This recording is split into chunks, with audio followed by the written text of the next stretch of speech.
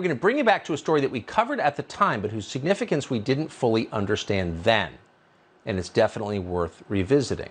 So just before dawn on November 4th of last year, a team of masked FBI agents wearing bulletproof vests showed up at the home of a journalist who works for the investigative media company Project Veritas. They pounded on his door. They said, "They have a warrant. Let us in." We know what happened because it was all captured on camera. Here it is. I'm sorry, so what is this regarding? This is a search warrant. Open up. Let me see your hands. Let me see your hands. My hands are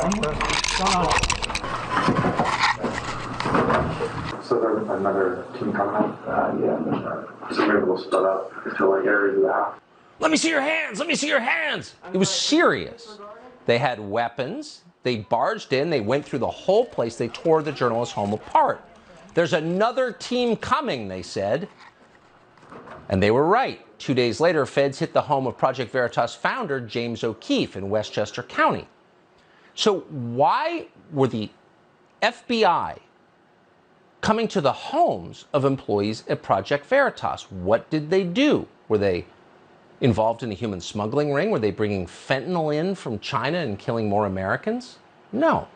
The FBI believed that Project Veritas was in possession of or had information about a diary written by Joe Biden's daughter, Ashley Biden. The FBI claimed that diary had been stolen. We now know the FBI knew that diary had not been stolen, and it wasn't. But as James O'Keefe pointed out at the time, and didn't have enough people hear him when he said it, what if it was stolen? Having a stolen diary is not a federal crime. So what in that diary was so important that Joe Biden sent FBI agents to get it back? Here's what O'Keefe said. The tipsters indicated that the diary included explosive allegations against then-candidate Joe Biden. The tipsters indicated that they were negotiating with a different media outlet for the payment of monies for the diary. We attempted to return the diary to an attorney representing Ms. Biden, but that attorney refused to authenticate it. Project Veritas gave the diary to law enforcement to ensure it could be returned to its rightful owner. We never published it.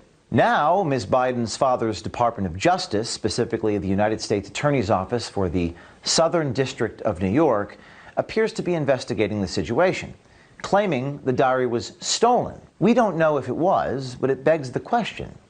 In what world is the alleged theft of a diary investigated by the president's FBI and his Department of Justice a diary?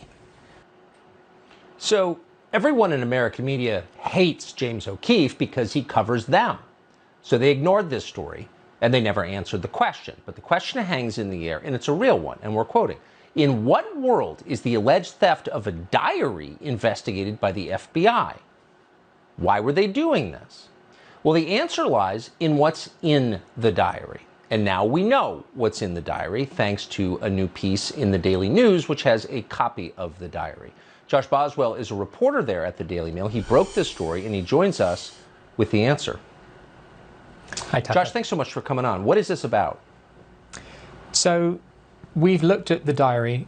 We've spent a lot of time considering carefully what to report from it. And what we've chosen to report are some pretty serious things that Ashley, the president's daughter, wrote. She wrote that she was musing over whether her father was sexually inappropriate with her when she was a little girl. She mentions in the diary showers with her dad. She also talks about them being probably not appropriate. She writes that down on one page in her diary. And she also refers to being hypersexualized at a young age. There's a lot of references in the diary to her repeated spells in rehab, her relapses with drug abuse, alcohol, and sex addiction as well. And there's some truly kind of shocking things in there as well about how Joe cried. He was brought to tears over worry for his daughter just before a Democratic primary debate. So we can now know, because of this diary, that there are several things that would be extremely important for national security, they not fall into the wrong hands. For example, the Chinese, right? Or the Russians, who could use this as blackmail if it wasn't published. So that's why we decided to put this out there, and why we think that it's important that the American people know this. Well, it's prima facie shocking.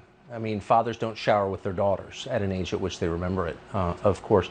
In your reporting, did you see any potential, and I know this wasn't the focus of your piece, but potential crime that would justify a pre-dawn knock raid by the FBI?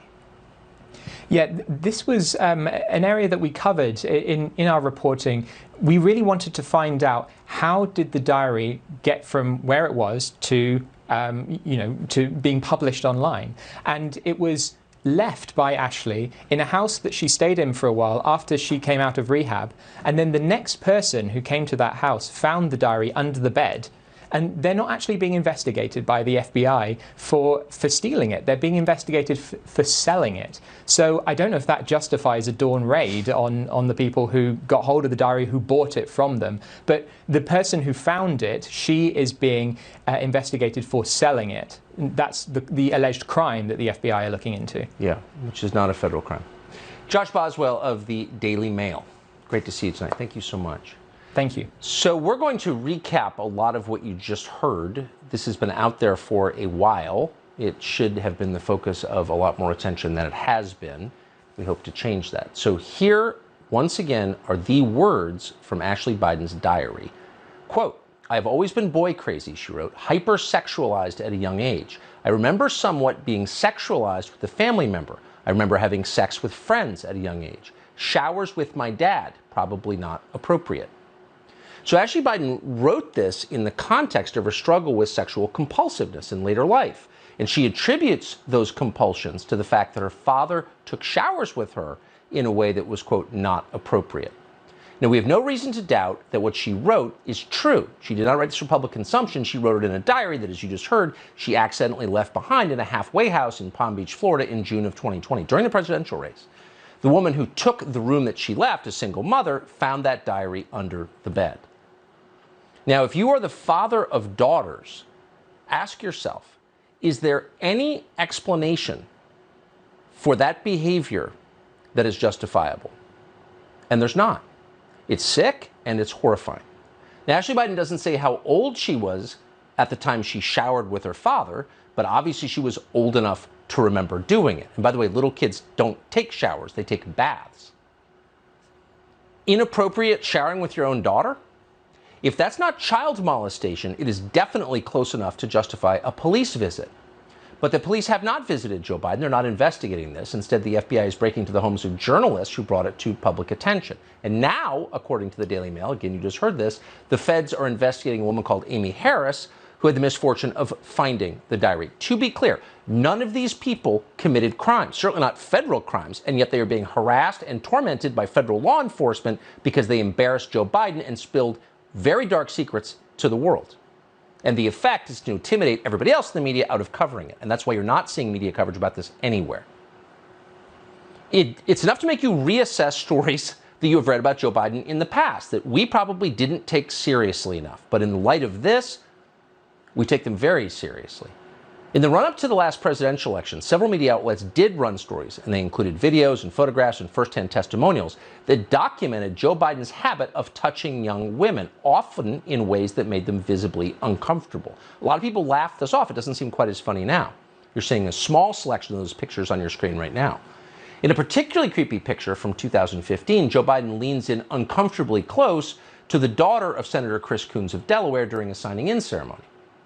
Joe Biden would also frequently comment on the physical appearance of very young women. Here's just one example from May of 2019. What I'm going to do, if you give me an address, I'm going to write you a longer answer and tell you the exact things I would do, okay? Okay? Promise? I'll bet you're as bright as you're good looking, I tell you.